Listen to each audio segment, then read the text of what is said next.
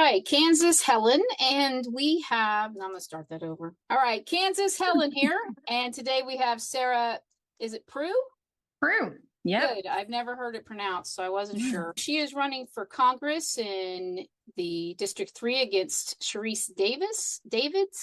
David's. Yep. Davids. I always get it wrong. In the Democrat primary in August, I'm very excited to talk to her. So the first question I like to ask every candidate is, do you know what it's like to not have one more penny?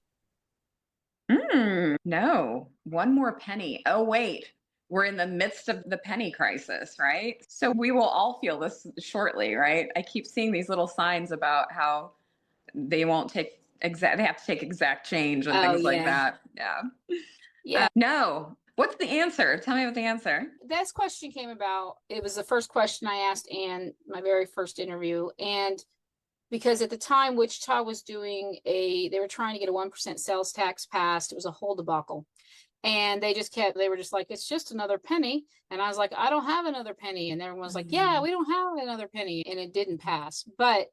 And so I've literally been a penny short or not had one more penny. I've had to borrow a dollar, had somebody Venmo me a dollar while I'm at a checkout, or Venmo Sure. me a dollar to pay my rent because there was a $4.95 fee. It just means, have you ever been like just like destitutely broke?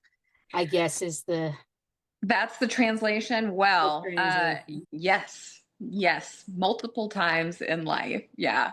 I was raised in a house that really was, we were the working poor. There were five kids, there were seven of us in the house, and little 1,000 square foot house outside of Leavenworth. And yeah, my parents both worked two jobs. My dad actually worked two full-time jobs for 4 or 5 years of my childhood. So I saw him for 45 minutes in the morning, and then I saw him for 2 hours, 3 hours at night when he wasn't sleeping. And so 100% yes. And I also worked full time for the last 3 years going through college myself. One of the job I actually had was pretty cool. I was the director of a nonprofit called the Student Emergency Loan Fund at the University of Minnesota. We had $3.5 million in loans available to students at low interest, like 2% interest. And it was for 120 days. And our default rate was like 3%. So, like everybody, so what does that tell you? The thing we always know, right? Poor folks take care of each other. They take care of the programs that they utilize. They're trustworthy. So, Yeah. but we would get folks in who couldn't pay for books. They'd visit us every single semester for an emergency loan for their books until their financial aid got dispersed because they couldn't wait, right?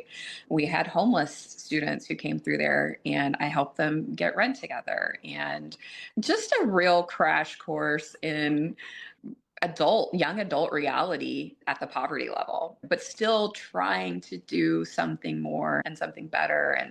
And yeah, that advocacy work has stuck with Claw, me. clawing your Clawing, way out clawing, of exactly poverty. right. Yeah. Yeah.